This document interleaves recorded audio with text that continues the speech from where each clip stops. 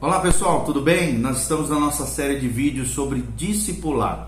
Como nos tornarmos um discípulo melhor de Jesus e ao mesmo tempo como nos tornarmos fazedores de discípulos, ou seja, mentores espirituais ou discipuladores. E hoje nós vamos falar sobre uma temática muito especial que é o senso de equipe. Será que é importante termos essa percepção de uma equipe, trabalharmos em cooperação, todos juntos, num só propósito, num só coração? E nós vamos ver que sim. E nós vamos entender à luz da palavra de Deus, onde nós encontramos em João 17, versículos 22 a 23. Na oração sacerdotal de Jesus, Jesus disse: "Eu lhes tenho transmitido a glória que me tens dado, para que sejam um como nós o somos, eu neles e tu em mim, a fim de que sejam aperfeiçoados na unidade, para que o mundo conheça que tu me enviastes e o amaste, como também amastes a mim." João 17, de 22 a 23. E qual é o objetivo quando nós falamos sobre esse estudo, essa percepção, esse senso de equipe? É nos levarmos a entender o valor da cooperação. Queridos, a cooperação é a força de um ministério consistente, de um ministério eficaz, de uma vida com propósito.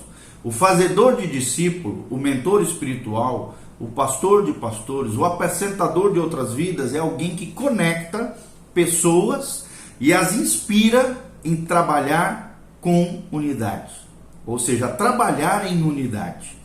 Será que é assim dentro da sua equipe, dentro da sua igreja, no seu ministério, na sua área de influência, na sua área de liderança? Será que as pessoas te veem como um cooperador, como alguém que ajuda, que apoia, que coopera, que lidera em amor, que forma uma equipe, que tem senso de equipe? Lembre-se, a cooperação é a força de um ministério consistente.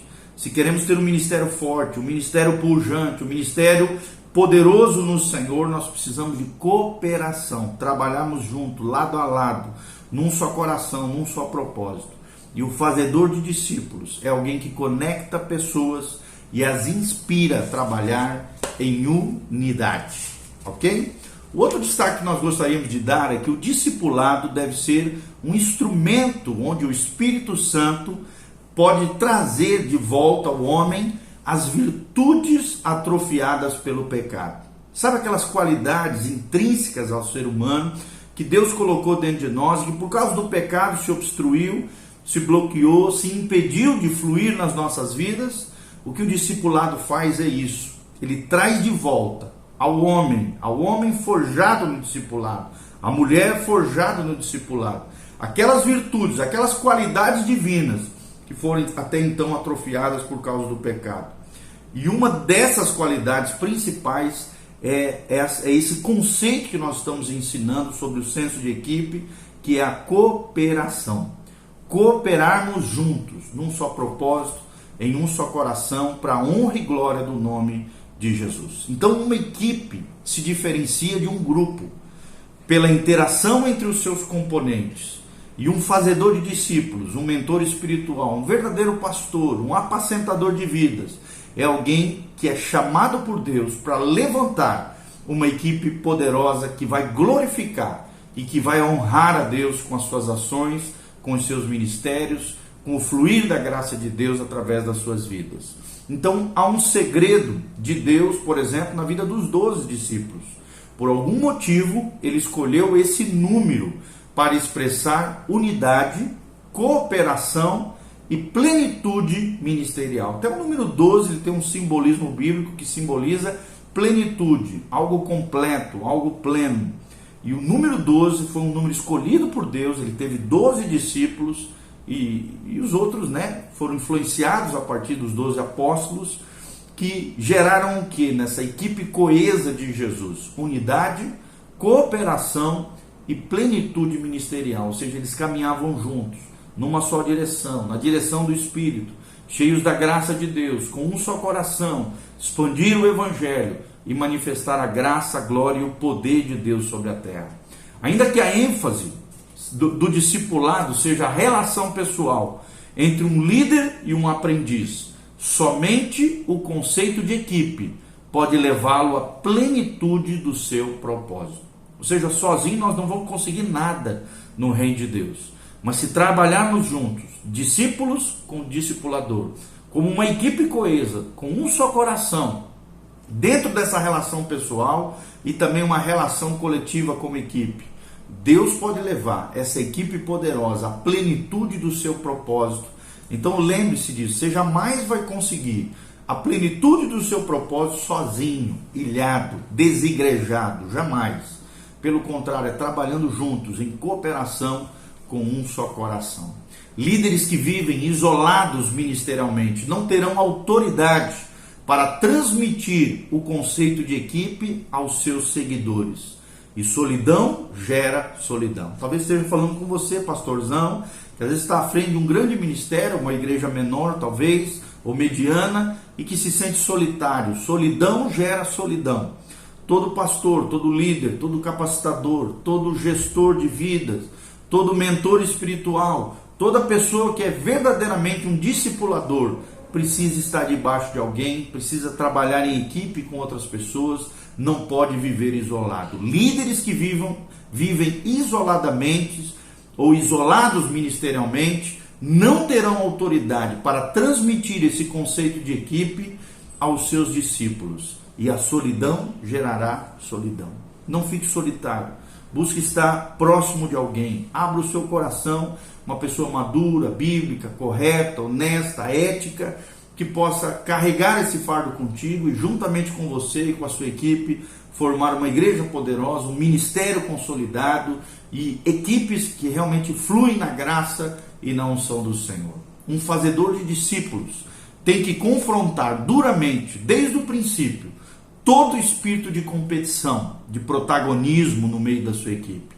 Uma equipe coesa, uma equipe em unidade, uma equipe de propósitos divinos, não podem ter espírito de competição, nem de protagonismo, como se uns fossem estrelinhas e os outros menosprezados, rejeitados. Não, todos têm a sua importância. Deus não faz acepção de pessoas.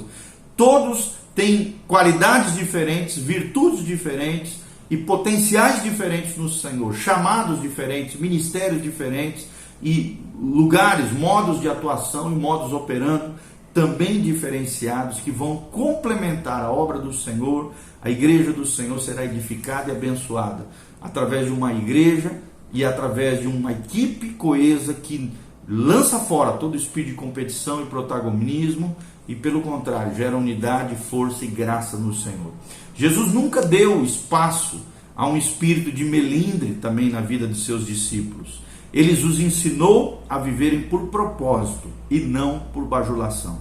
Um liderado não pode ser bajulado, não, ele tem que ser tratado, seu caráter forjado, tem que ser orientado, liderado em amor, a verdade tem que ser falada em amor, com graça, com unção, na bênção e na graça do Senhor, com autoridade. Nós temos que ter singeleza de coração, humildade, uma pessoa humilde, né? Uma personalidade humilde, mas uma autoridade também vocacionada, missiológica, apostólica quando necessária, recebida da parte de Deus. Jesus nunca deu espaço para espírito de melindre, né? De coitadinho, de comiseração, de miséria, ficar afagando o ego de ninguém. Não, ele os ensinou a viverem por propósito e não por bajulação. É um grande erro tratar discípulos da mesma forma, né?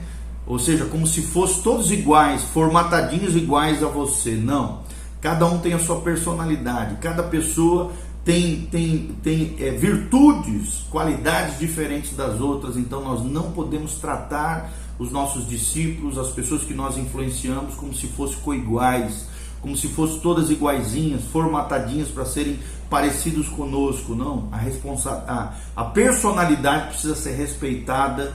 Cada um é diferente, eles são diferentes e requerem tratamentos distintos, cada um dentro das suas necessidades. Um bom líder saberá discernir a necessidade de cada um dos seus liderados. Cada um tem ênfases diferentes, tem chamados diferentes, mas podem trabalhar nesse senso de equipe, nessa cooperação, juntos, num só propósito, num propósito eterno para aquela cidade que estão trabalhando, para aquele ministério onde são efetivos. Sim, Deus não tratava todos como iguaizinhos, formatadinhos, ou como fotocópias dele. Não, pelo contrário, cada um é especial. A comparação dentro de uma equipe é uma armadilha, pelo simples fato de que ninguém é igual a ninguém. Não podemos comparar. A Bíblia mesmo diz em Provérbios: quem usa de comparação é falto de entendimento. Não podemos fazer essa burrice, essa jeguice, esse engano de estarmos comparando um com o outro, gerando esse sentimento de competição, de protagonismo. Jamais. Ninguém é igual a ninguém. O discipulado deve ajudar as pessoas a trocarem a comparação pela inspiração. Que a nossa vida inspire outras pessoas. Que a nossa vida não seja comparada com outros, mas inspire outras pessoas debaixo da graça, unção e das maravilhas que Deus tem feito na nossa vida, do caráter de Cristo revelado em nós e dos frutos do Espírito Santo que existem nas nossas vidas. Todo investimento de Jesus na unidade da sua equipe evidenciou o seu fruto lá no Pentecostes, em Atos 2. Finalmente, quando o poder do Espírito Santo foi derramado sobre aqueles 12 homens, eles agiam como se fossem um só, uma só igreja, um só batismo, um só Senhor, um só coração, um só propósito: glorificar aquele que vive para todo sempre e anunciar o evangelho da salvação através da transformação de vidas, do discipulado pessoal e da vida impactante de Jesus de Nazaré, revelada em cada um de nós. Lembre-se disso.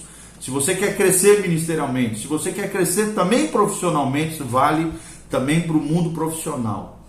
Aprenda o que é a cooperação. Uma das características de um homem maduro, de uma mulher madura, é isso. É alguém que tem uma habilidade de cooperar com outros. Isso é maturidade. É saber que o mundo não gira em torno de você mesmo. Que o mundo não é antropocêntrico, ele é teocêntrico, ele é centrado em Deus e não em você. Você não é uma ilha solitária, você faz parte de algo maior. Maturidade é interdependência, é saber que nós estamos correlacionados com outras pessoas dentro de um propósito maior, dentro do coração de Deus e dentro daquilo que Deus prometeu para essa terra maravilhosa e para o lugar onde Deus plantou você, no ministério, na sua casa, na sua família, nos seus negócios. Que Deus te abençoe, que Deus te dê senso de equipe, que Deus te dê entendimento sobre o valor da cooperação, que você forme equipes poderosas para a honra e glória do Senhor, que você não seja uma vaquinha de presépio, teleguiado, influenciado pelos outros, mas se levante em graça e glória, em liderança espiritual, influenciando outras pessoas e sendo uma bênção nas mãos de Deus, impactando e transformando vidas e famílias para o louvor e glória do nome do Senhor. Lembre-se, qual é o propósito maior do ser humano? Desfrutar da presença de Deus para todo sempre e glorificar o seu nome até Jesus voltar e por toda a eternidade.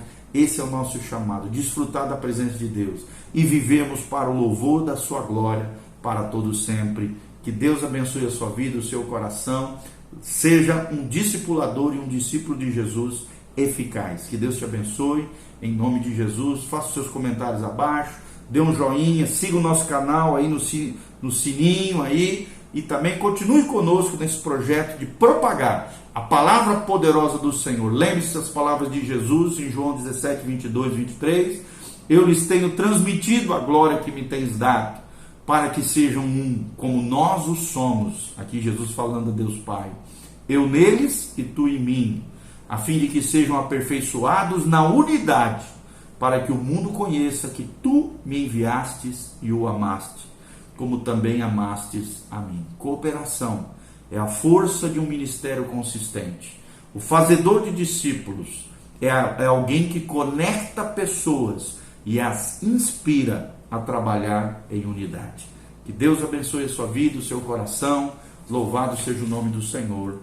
Amém e amém.